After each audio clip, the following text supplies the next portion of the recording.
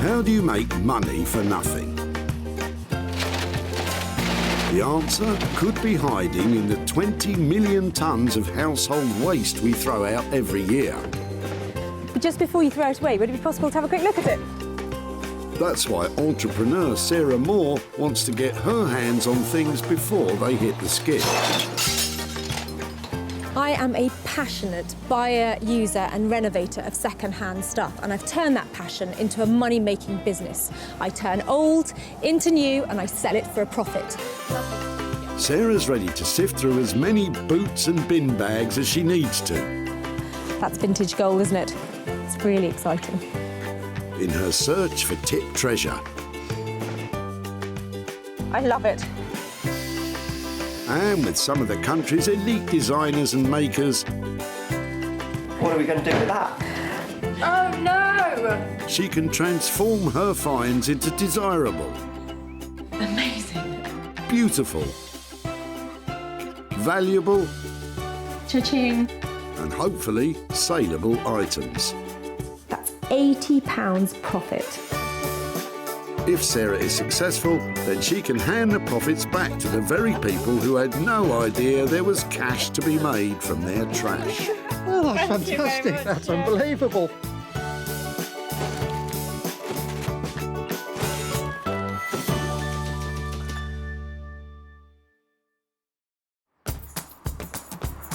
The bustling Merchants Way recycling centre near Walsall can process up to 2,000 carloads of rubbish a day, and they take all sorts. I just love the fact that you never know what you're going to find. Check these out. Aren't they cool? Sarah wants to be able to prove to the dumpers that they could be making some serious reddies from their refuse. To do that, she's been given special permission from the council to search for 3 unwanted items before they get binned. I like your Christmas trees. Thank you. She may have just missed out on some festive treats, but with more vehicles arriving every minute, it doesn't take Sarah long to spot her first item, nestling in the back of Judith's car. Hiya, are these yours? Yes, yeah. Well, they're my mum's, but they're mine. Okay, I'm sorry to bother you. Is it right just to have a quick chat about them? Yeah, yeah, sure. What, are they a pair of bedside cabinets? Yeah. Lovely. Would it be possible to bring them out and have a look? Yeah. Wow, they've got some age, haven't they? Yeah, yeah. I think about 1950s, I think. Okay, and have they been in your family? Yeah. They're in good condition, aren't they? Uh-huh. Lovely. So do you remember these growing up? Were these... Oh, yeah, yeah. They were Mum and Dad's wedding present. Fantastic. So they'd have had them since new, wouldn't they? Oh, yeah. His and hers? Yeah, that's right. Yeah. I'm looking for stuff like this that I can maybe do something else with. If it would be okay to take those away, I'd love to see if I could do something with them. Yes, yes, certainly, yeah. Brilliant, thank you so much for that. They're lovely. It's a shame to be throwing them away, but if something's going to, be done that's nice with them, it's nice to see that. I love this little pair of cabinets. They're really sweet and they're really useful. I'm not quite sure, though, if I should decorate them, add some details to them, or just leave them the way they are. But I'm sure I can make money out of them. And Sarah knows just the man to help her turn old cabinets into new money. Jay Blades is a builder turned philosophy graduate turned furniture restorer. Jay has his finger on the pulse of modern design interiors, reworking the very best of British craftsmanship and bringing it into the 21st century. I've always had a passion for the kind of heritage that the British designers have produced over the years. Traditionalists would love to keep it as it is, but to be reintroduced into the market, I like to just add a bit of colour and add something a bit quirky. I really enjoy adding my bit and not necessarily worried about other people's reactions. It's more about, do I like it? If I like it, then it's good. Well, here's hoping Jay has a soft spot for this 1950s wedding present.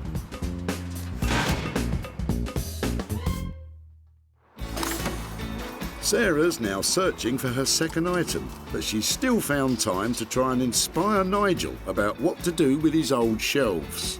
Well, I'd love to make something out of anything, but I've tried it as a planter and I just can't find any use for it in my brain. So Yeah, I know they do sort of upright vegetable gardens these days, don't they? So Yeah. you can, put them against the wall and grow stuff. In fact, I'm going to take that back on the little strawberries. That's a really good idea. I'm taking that down. I'm glad you just pricked my conscience then. Nice work, Sarah, but be careful or there'll be nothing left for you. And don't even think about it. You know you can't just grab something out of the skip, so behave yourself. Instead, why don't you sneak a peek at what treasures Richard might be about to tip?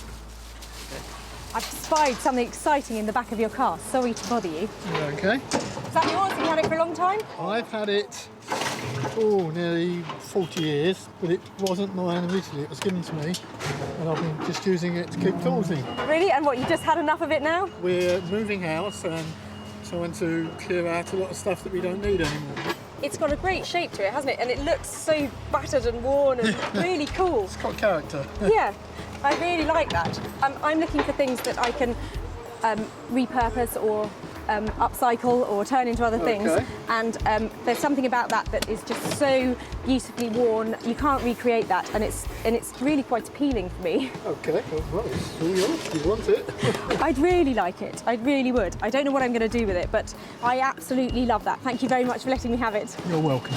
Well done, Sarah. I had a feeling Richard was going to come up trumps. But what does he think you'll do with his old toolbox? Yeah, I haven't got a clue.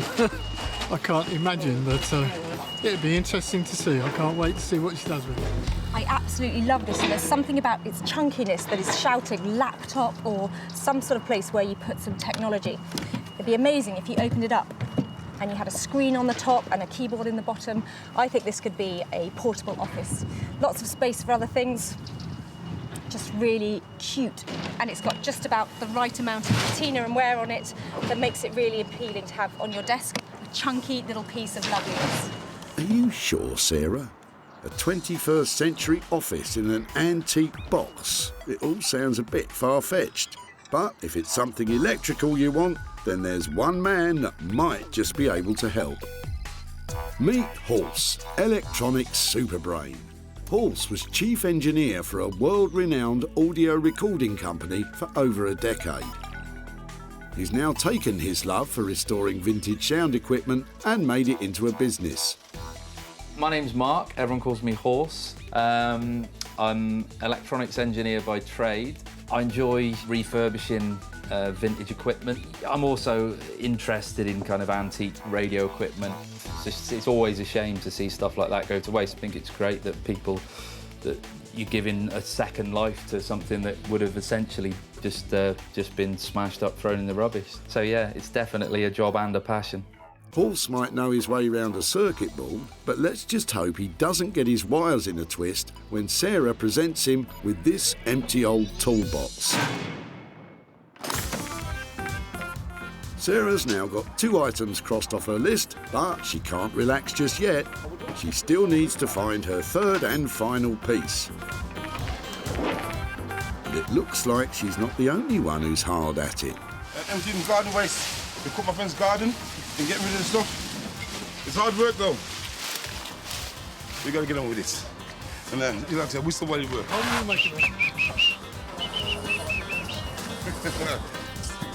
Keith looks relaxed though. He's about to dump an old sofa. Hold on, boys, hold on. There's no missing what you've got in the back of the car. Is it time for a new sofa? Well, no, I've just cleared the house actually. My sister's been renting the house for a few months. She lives abroad. Okay. And of course, hard foundations came down. They wouldn't take it, so I should pick it up and throw it in the back of the car. I'm impressed you got it in here. It looks like quite a big piece. Should I help you get it out? And would it be possible to have a closer look at it? Oh, dearie me, Sarah. I know things are getting desperate, but surely you can't be serious about Keith's tatty old sofa. I'm after big pieces of furniture that I can refurbish, perhaps bring into, modern design and that kind of stuff. So for me, this is a really exciting thing to see here. It would be great if I could stop it going into the skip and take it away and try and do something to it. Lovely, thank you. Keith seems in a bit of a hurry to get away. Mind you, I'd be keen to see the back of that sofa too. But what on earth does he think Sarah will do with it? Any idea? Well, I don't know, but Sarah says she can do a lot with it. It'll be really interesting to find out, see what she can do with it. It certainly will be interesting, Keith. But is Sarah still feeling confident about tackling this charity shop reject? Part of me looks at this and thinks, I'm not sure I can take it away with me because I just hate the colour. But underneath it, I know it's got a clean, bright white cover. And once I've exposed that, I think I'm going to feel a bit more positive towards it. And I can cover it in some really bright, exciting fabrics and make it saleable. Everybody needs a good, comfortable sofa. And this is one of those. If you say so, Sarah. But one thing's for sure, Keith's not hanging about any longer, just in case you change your mind. Thank you. Bye. Bye. Bye. So, the sorry sofa completes a hat-trick of salvage swag for Sarah, which she now has to try and convert into hard cash. The bedside cabinets will be reworked by Jay, the old toolbox will be placed in Horse's capable hands, and Sarah will be trying to bring a smile back to the sad sofa. It's a dirty job, but somebody's got to do it. I've had a great day here raking through the rubbish, and I think I'm going to clean up.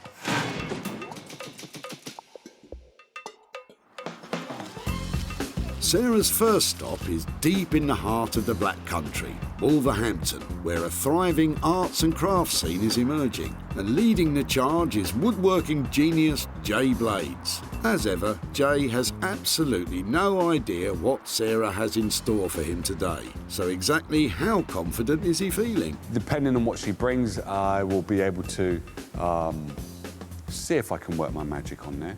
But also Sarah will have some ideas that might not be commercially viable. Also, she might have some ideas that are commercially viable, but might cost more for us to actually make. Hello, hello. Hello. Jay, How you doing? I've got a little something for you, but I might need a hand. Okay. These are quite cool. I'm glad you said that. These are very cool. I'll tell you what, they're quite light, Yeah. which is nice because I've been carrying them around a bit. So, what do you reckon to these nice pair of bedside cabinets? Yes, you can do quite a bit with these. The thing that I would kind of do with these would be try to restore the outside and then inside just go a fusion of colour and hopefully put some holes in here so it becomes kind of like a more modern thing so people can charge their phones in there and stuff like that. And I might, depending on how the cover comes out, I might introduce a colour there, but I won't introduce a colour that's going to make this look a bit too out there. It's going to blend in. Actually, I like that. I think a little pop of colour at the bottom, I think that's a good idea. Yeah. It makes them fresh and maybe change the handles on them maybe as well if you find something appropriate. Yeah. But obviously, you know what I'm like, I've got budget in mind.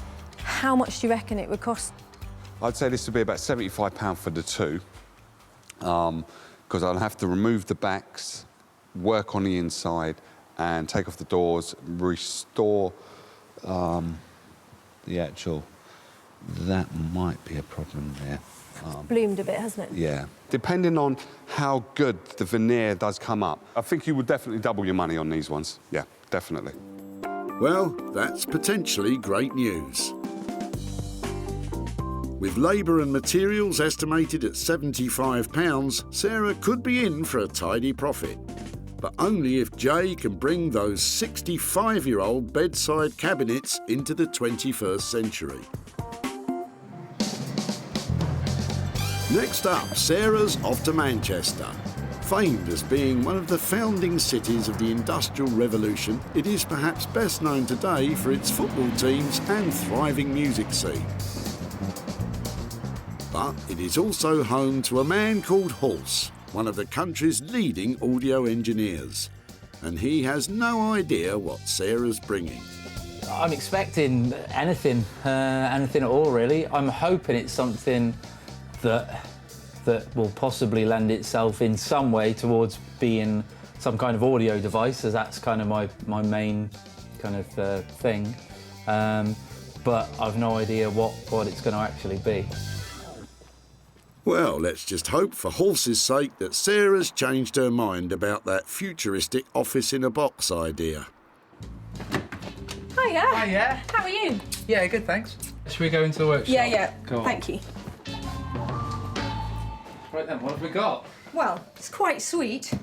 Actually, looking at it here, it seems like there's bits on it that really need some work, but I think it does still open. And inside, it's good, sturdy wooden construction. Yeah. So I thought... Yeah. I thought maybe it makes a noise. That's as far as I got. I got some sort of amazing speaker. Yeah. I don't know if it's something that you put in here and you open up like an old record player, or, you know, I have no real plans for it other than the fact that it would be so nice if you could make that. Something to make a noise. What do you think? Because it's got a handle, I'd want to make it portable, but you could still make a decent sounding kind of like a ghetto blaster sort of thing, and make it rechargeable possibly. I'll look into that as well. I was thinking maybe have it so that it doesn't open, so that you can actually just house the system inside. Speakers in here. That looked a bit dodgy. Do you think it'll stand the process? Okay, that sounds good. I totally agree. If you don't need to see inside, there's no point in making it complicated, is Maybe makes it a bit easier. Maybe have like a panel on the back or on the side with adjustments on. Okay, and so to make something like that, what kind of value are we talking about in terms of what I need to pay you? I reckon probably 300 to 350, probably. Okay, and so that sounds quite expensive, but what do you think the retail price would be for something if it's got really good sound quality? Yeah, I mean, if it like, I don't think 450 is out of the realms of possibility if it does sound good, you know, and if it looks good. I think this has got the potential to kind of break.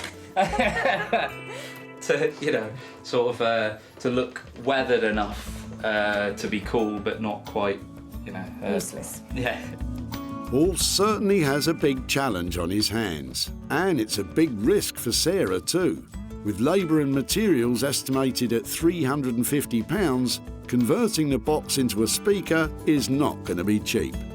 So let's just hope Horse can make it sing.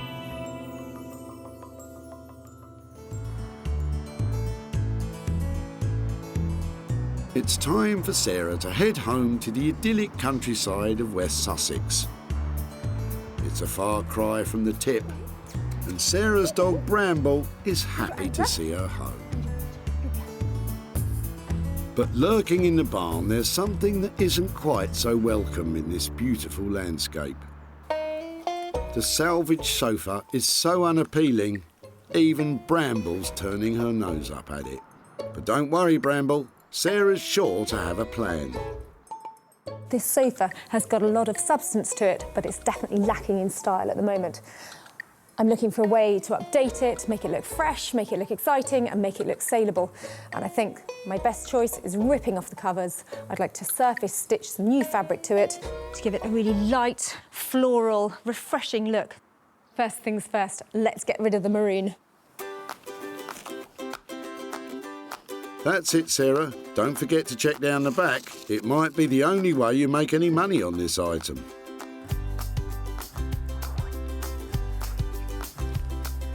That's quite promising, really, isn't it? It's well made.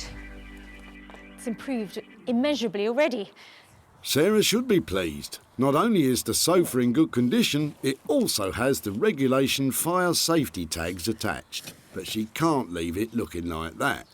No offence, Bramble, but dog hair and white sofas, it's not a good look. So what exactly is Sarah going to cover it with? I found some of these old linen pillowcases that I've had for ages that I got at a car boot sale. They're really nice. And I'm hoping that I might be able to make the back cushions for the sofa out of those. And I've washed everything else, but I don't quite know what I'm going to do yet. So I'm going to go and start laying things on the sofa, find out if I've got enough fabric, and then get stuck in.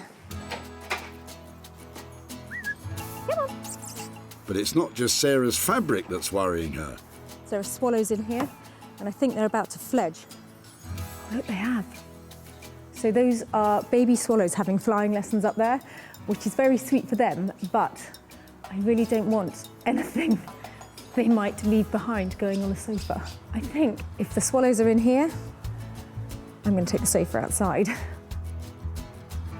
With the sofa safely out of harm's way, Sarah can finally get started. So the plan is to cover the whole of this frame as it is in these lovely strawberries and chintzes. Sarah managed to scavenge these feather cushions back at the tip, but before she can cover them, she has to tackle the sofa. First up, Sarah has to staple a base layer of fabric to the sofa's wooden frame. And when you're doing this kind of thing, don't hold back on the staples because they're cheap. But the effect you want needs to be really tight. It takes quite a while to get the first layer tightly wrapped in place. Brambles found a way of entertaining herself though. Excuse me. But if the stapling wasn't taking long enough, it's going to take Sarah even longer to hand stitch all the extra patches on. So we'll find out later if she really can turn these rags into riches. Over in Wolverhampton, Jay's ready to work his magic. We're starting on the bedside cabinets that Sarah's brought in and just trying to get my colour scheme to make sure that everything works. What I'm hoping to achieve is keeping this as it is, as neutral as it possibly can, so trying to bring this back to its former glory. Then inside the door, the wow factor inside. So I'm hoping to paint this one colour and then have wallpaper on the door and probably wallpaper on the shelf that's inside there. And I'm just checking to see if this colour lifts this wallpaper. So the colour that I see that has the minimal amount is a blue that's here. So rather than copying this blue, I'm going for that blue what's right there. That little minute piece of blue, I'm trying to just lift that. Having decided on his colour scheme, Jay can now get cracking on wallpapering those shelves and doors. He starts by applying an even coat of PVA glue to the wood and the paper. Then, this is where you need a steady hand, Jay. And mind you don't get any creases. Sarah won't be able to sell it with a lumpy finish. And that looks perfect. Now, while the paper dries, Jay can paint the insides of the cabinets with the carefully chosen paint. With the first coat now on, Jay wants to see how it's going to look with the wallpapered shelf. That is really, really cool. I am really, really chuffed with that. Now this has passed the test of it being in my house. I would have this in my house. Just the way that looks now, like, I haven't even put the door on, and it's the shelf alone just makes that. I really like it. If Jay likes the cabinets that much, maybe he could buy them off Sarah. Well, you never know. Back in Manchester, electrical engineer Halse has got all of the components ready to build the new speaker. He's even made a new handle for the box out of one of his girlfriend's old belts.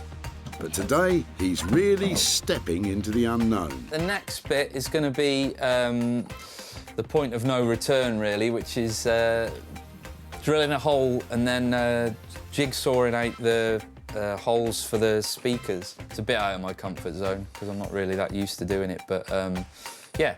More at home with his circuit boards, just how confident is Halse feeling about a spot of carpentry? I could have measured it completely wrong and then I've ruined the box and any chance of doing anything good with it, but I don't know, fingers crossed. Oh dear, this doesn't look too promising. Let's just hope Halse kept his receipts for the speakers, otherwise one slip with that jigsaw could prove costly.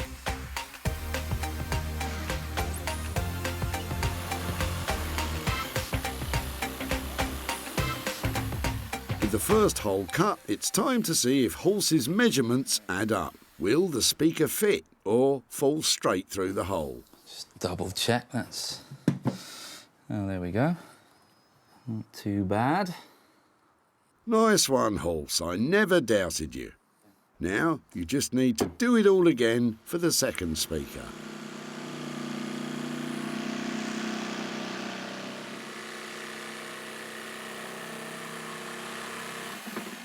With both speaker holes successfully cut, there's just one more piece of carpentry required. There's going to be a control panel for the volume on-off.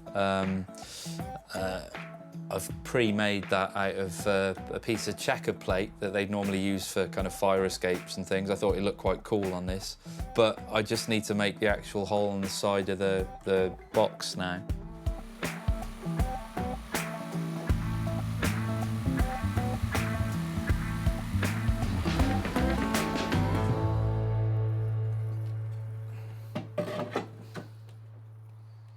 So there's going to be some tidying up to do, but eventually,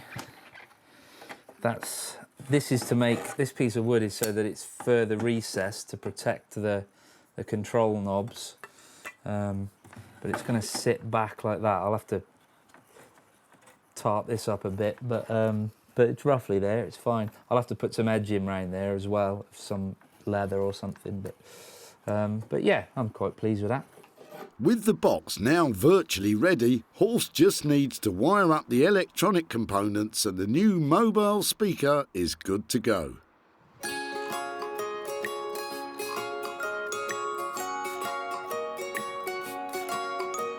Meanwhile, in West Sussex, after hours of stapling and sewing, Sarah has almost finished the new sofa.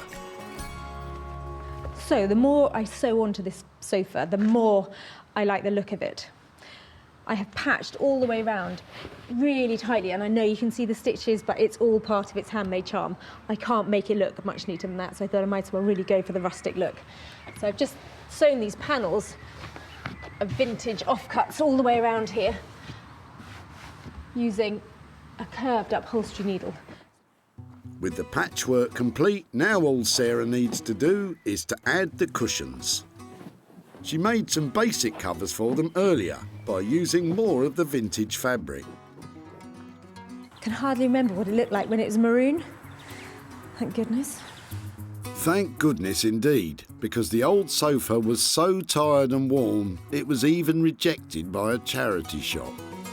But now, Sarah has utterly transformed it. With just a bundle of vintage remnants, she's made the sofa bright and welcoming and just bursting with old-world charm. And after all her hard work, I think it's time Sarah put her feet up. So, I hardly want to sit on it because I just know I'm going to have to plump up the cushions again, but now that is a really good selling point because this is so comfortable. It really is. It's lovely.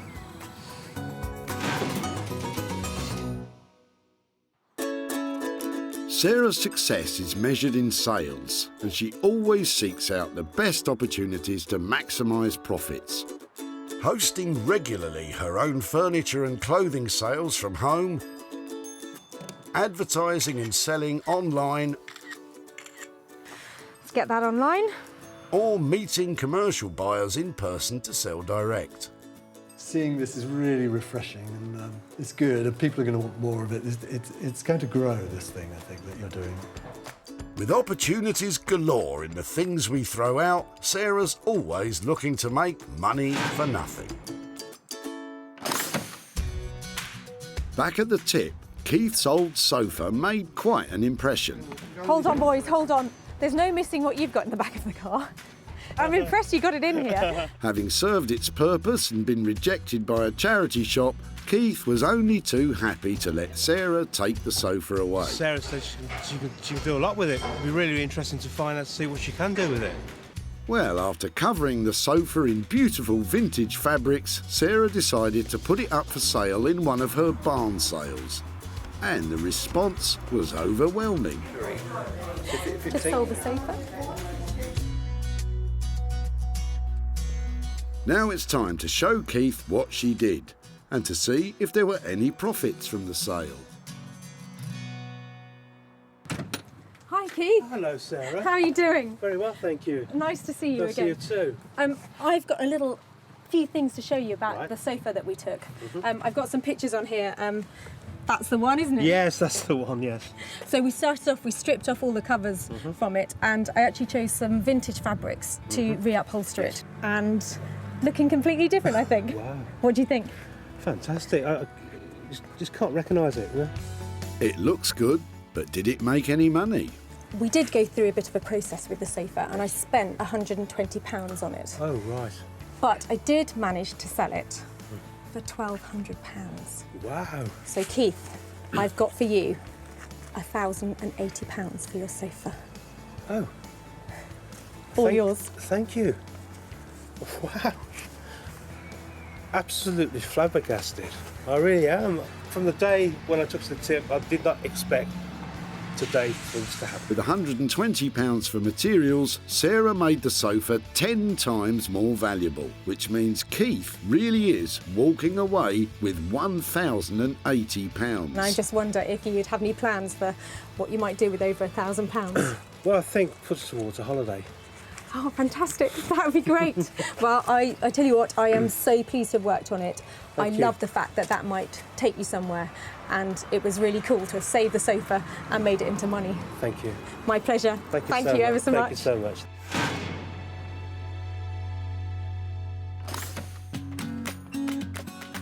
Over in Wolverhampton, Jay is applying the finishing touches to the bedside cabinets. Well, Sarah's due any minute to come and pick these up, and I'm in a bit of a rush to try and get these finished. So excuse me while I crack on.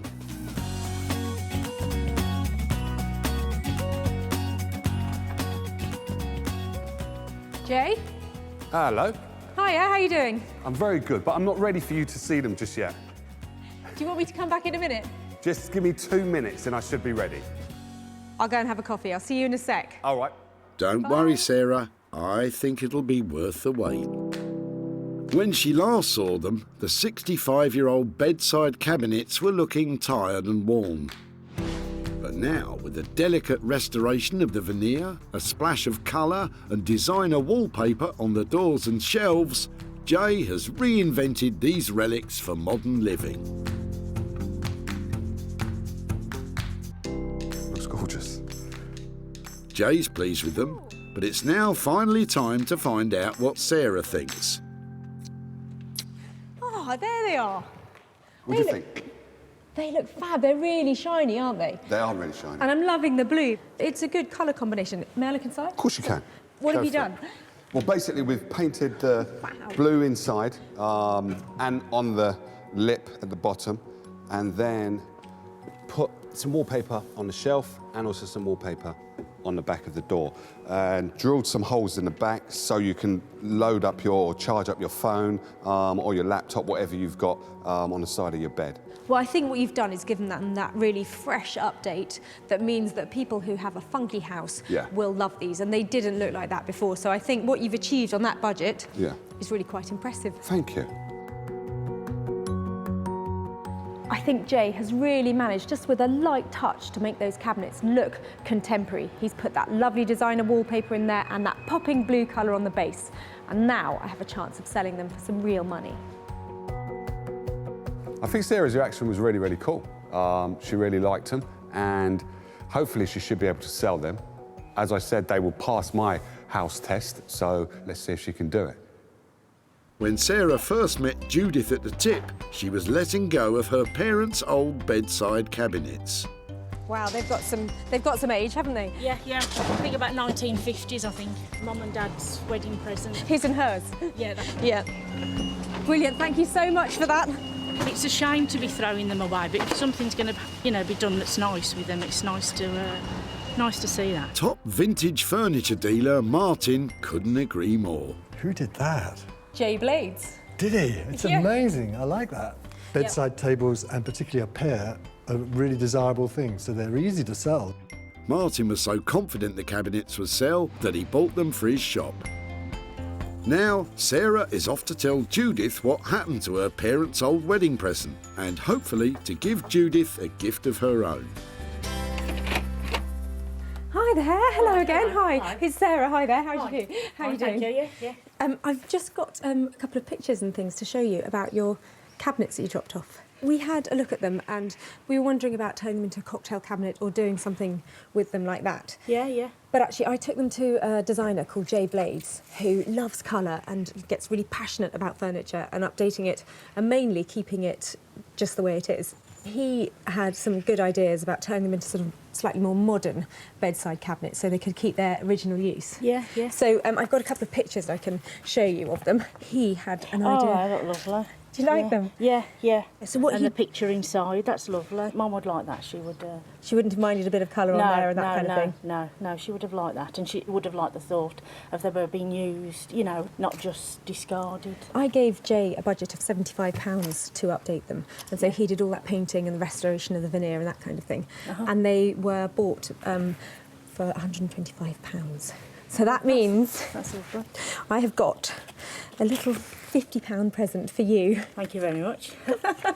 So I hope that's a good return. And I wonder, with £50, is there anything particularly to do with that kind of money? I think I'd like to buy some flowers with the money for you know, Mum and Dad. That would be nice. Mum loved flowers as well. So. Oh, that's really lovely. It's nice to think that it goes back full circle. Yeah. Breathing new life into the cabinets cost £75. It didn't take long for Martin to snap them up for £125, meaning Judith can enjoy shopping for flowers with her 50 quid. Well, I am delighted that Judith approved of what we did with her cabinets and the fact that she thought her mum would like it too. And spending that money on a big bunch of flowers in memory of her mother, well, that's a very sweet idea.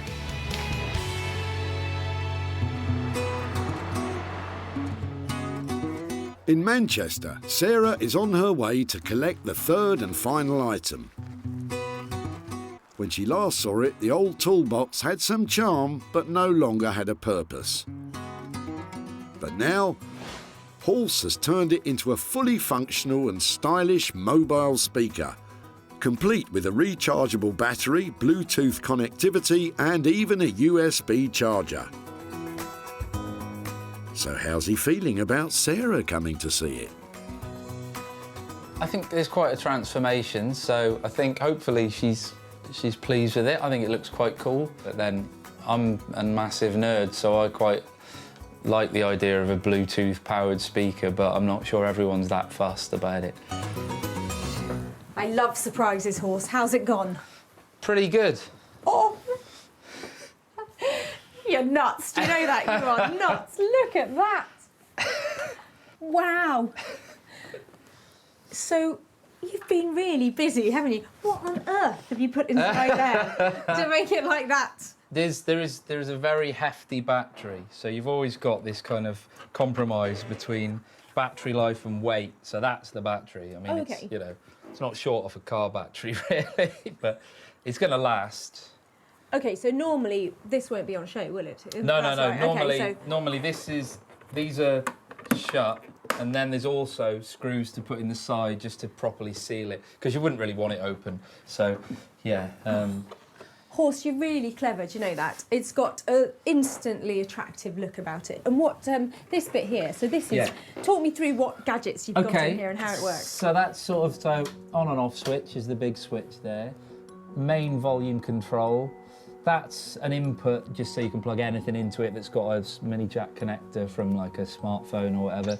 This switch either turns it to the input, or if you turn it to the right, then it engages the internal Bluetooth receiver, so you can just use it without having anything connected to it. This is the voltage that the battery's at. So when that drops below a certain point, you'll kind of lose volume and fidelity, so it just kind of tells you whereabouts you are. The USB charger there that will send power to any kind of USB device. So you can charge something on there as well? You can. And I think it's that kind of attention to detail that just makes it so lovely. It feels like it's a well thought out design.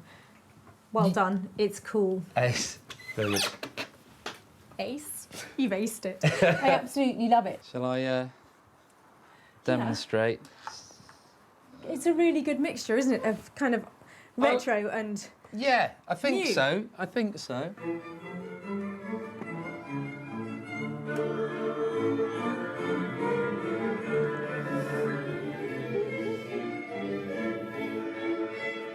I want to go on a big picnic right now and have something really coming out of that somewhere. You know, it needs to be taken out, doesn't it? It needs to go on a journey because of what it is. Yeah, exactly. It's completely made for that purpose, so yeah. I think it's absolutely amazing, so thank you so much. I'm going to take that right now. Well, I think this really speaks for itself, don't you? Well, the speaker's a definite hit with Sarah. Now, if she can bear to let it go, she needs to try and sell it. When Sarah first spotted Richard's old toolbox at the tip, it was coming to the end of its useful life. I've had it, nearly 40 years. Really? And what, you just had enough of it now? We're moving house and trying to clear out a lot of stuff that we don't need anymore. It's got a great shape to it, hasn't it? And it looks so battered and worn and really cool. It's got character. Yeah. The characterful box just needed a new purpose, and with Halsey's help, that's exactly what it got. Now it's time for Sarah to show Richard what happened to his old box, and hopefully she's got some profits to share with him too. Hi there, Richard. How are you? Sarah. Yeah. Hi there. How are you? Yeah, very well. Nice to see you again. I've just got a bit of an update about the box or case or whatever you called it. What did you call it? I think it's a case, but... And I know that when we caught up at the tip, it was something you said you just used for storage and you'd had for, That's right. for ages. When we took it away, did you have any ideas about what we might do with it? None whatsoever. So I'm quite excited to see what you've done. We decided we'd make it into the most amazing boombox.